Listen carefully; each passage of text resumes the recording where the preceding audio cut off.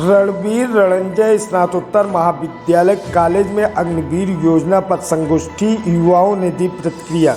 मुख्य वक्ता के रूप में अमेठी रिक्रूटमेंट ऑफिस के डायरेक्टर कर्नल सहाड़े द्वारा एनसीसी के विभिन्न विद्यालयों में स्कूल कॉलेज से आए हुए छात्र छात्राओं के सभी प्रश्नों का उत्तर दिया। इसी कड़ी में एआरओ अमेठी ने मेडिकल ऑफिसर डॉक्टर सचिन ने अग्निवीर योजना के रिक्रूटमेंट के बारे में सभी छात्र छात्राओं को समझाते हुए उन्हें उनकी अर्हता के बारे में विस्तार से बताया। 18 यूपी बटालियन प्रतापगढ़ के सीईओ कर्नल श्रीनिवास ने सरकार द्वारा सैन्य सेवाओं के लिए महत्वाकांक्षी योजना अग्निवीर को आने वाले समय में भारत की सेना का महत्वपूर्ण गेम चेंजर कदम बताया।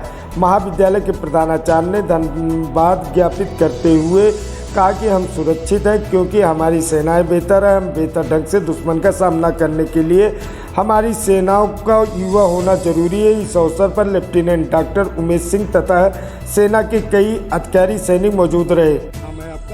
जय हिंद सर, मेरा नाम सालू मिश्रा है।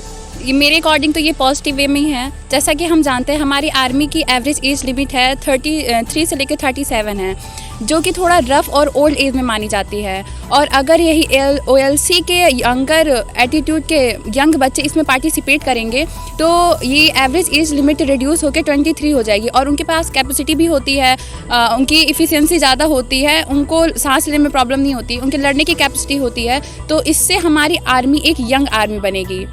और दूसरा मेरा पॉइंट ये है कि हमारी सोसाइटी में एक माइंड सेट होगा। जैसे आर्मी से कोई मैन हमारी सोसाइटी में आएगा सिविलियन बन के, तो जैसे आजकल सड़कों पे महिलाएं चलती हैं, उनके साथ अगर छेड़खान हो रही है तो हमारे आजकल के जो सोशल वर्कर्स मतलब ऐसे ही लोग हैं, वो सोचते हैं कि हम क्यों बोलें, हम क्यों इस पे बात करें, वो स्टैंड नहीं करते हैं। बट अगर वहाँ पे कोई एक जवान होगा, कोई एक सोल्जर होगा, तो वहाँ ये सब ये बर्दाश्त नहीं करेगा।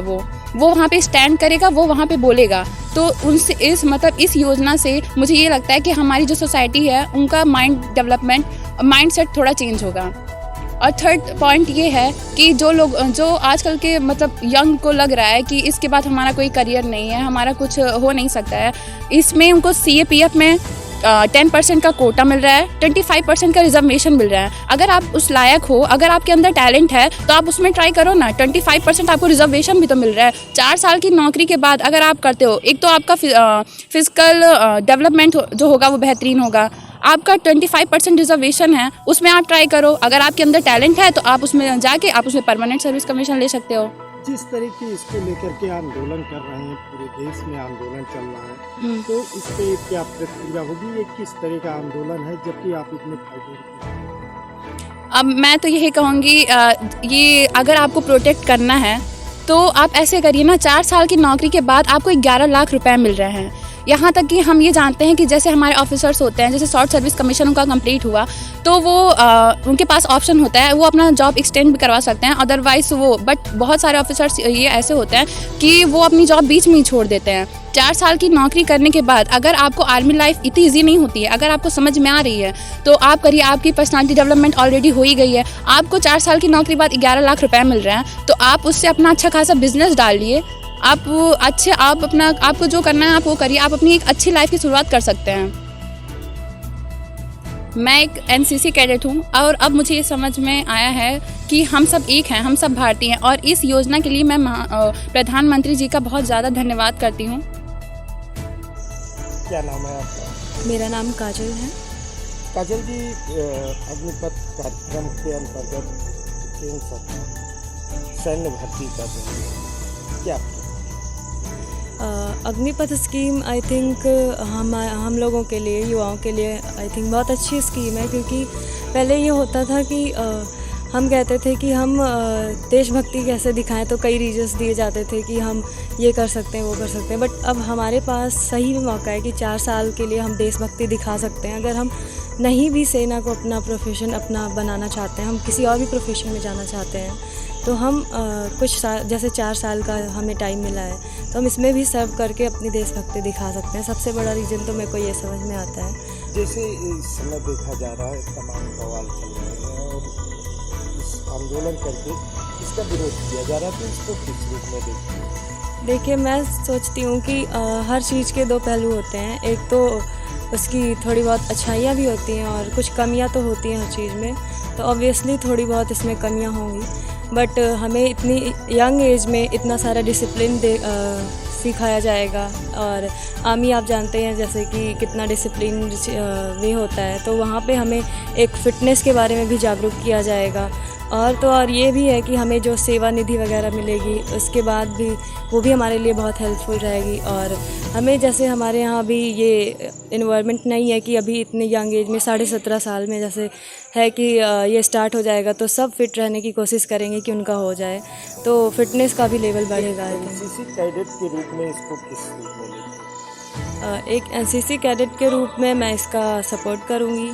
मैं बोलूँगी कि ये सच अच्छा है, क्योंकि एनसीसी में भी हम लोग 3 साल करते हैं। और अग्निपथ स्कीम तो आई थिंक बहुत ही अच्छी है, क्योंकि इसमें आपको 10th के बाद ही मौका मिल रहा है और आपको ग्रेजुएशन भी कराई जा रही है इसमें, और अपब्रिंगिंग कोर्सेज भी कराए जाएंगे आपको, तो ये बहुत अच्छी स्कीम है। क्या नाम है आपका? सर मेरा नाम विराट शुक्ला है।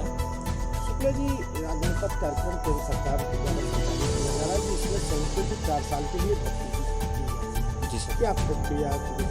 सर हम इस अग्निपथ से एकदम संतुष्ट हैं और सर केंद्र सरकार ने हम लोगों को एक अच्छा अवसर प्रदान किया है कि हम अग्निपथ के जरिए सेना में अपना योगदान दे सकें और देश की सेवा कर सकें।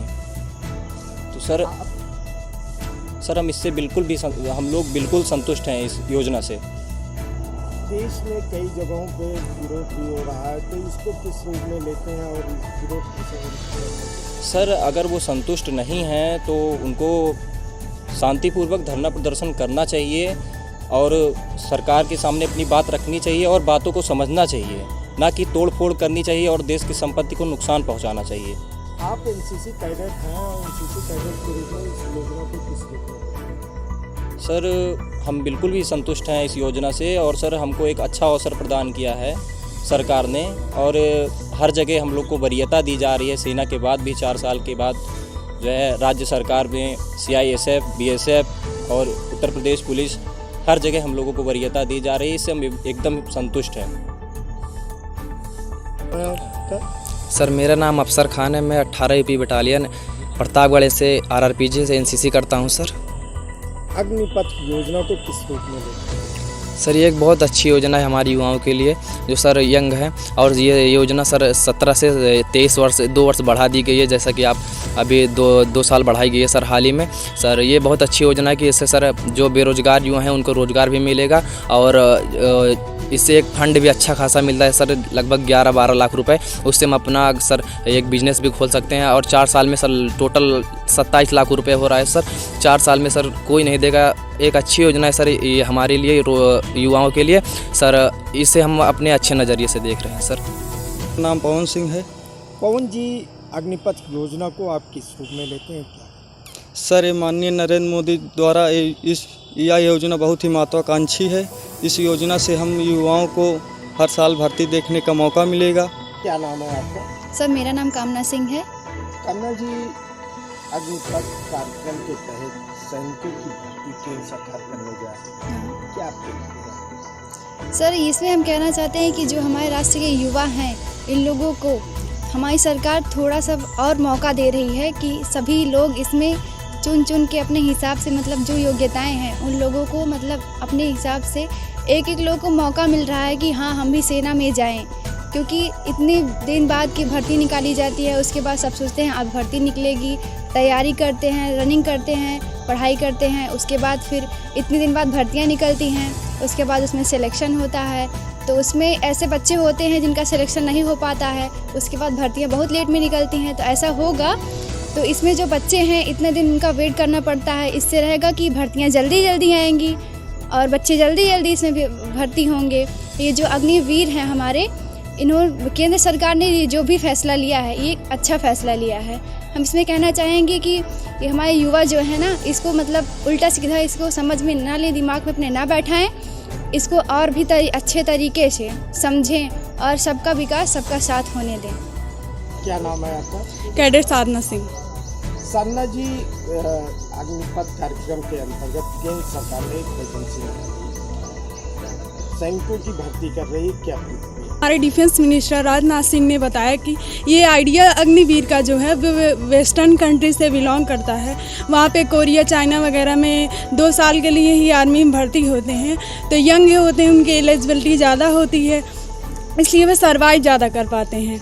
और ऐसे सारे फैमिली के यंग जो होते हैं वो आर्मी में भर्ती होते हैं, उसके बाद उन्हें जो करना हो करियर में वो कर सकते हैं, और इस तरह उनके पास बैकअप भी होगा अपने आप कुछ करने का, और इससे हमारे अंदर सेल्फ कॉन्फिडेंस भी आएगा। तो इस भर्ती प्रक्रिया को किस रूप में आपने? मुझे लगता है कि 4 साल की नौकरी के बाद मतलब हम देश सेवा भी कर सकते हैं, हमारी देश भावना भी बनी रहेगी, और उसके बाद हमें लाइफ में जो करना हो वो भी कर सकते हैं। तो ये सरकार का अच्छा प्लान है कि लाइफ में हम एक ही चीज़ पे डिपेंड नहीं रहें और देश को भी सर्व करें, और हमें जो करना है वो भी कर सकते हैं, अपने माँ पापा का नाम भी रोशन कर सकते हैं और देश की सेवा भी कर सकते हैं।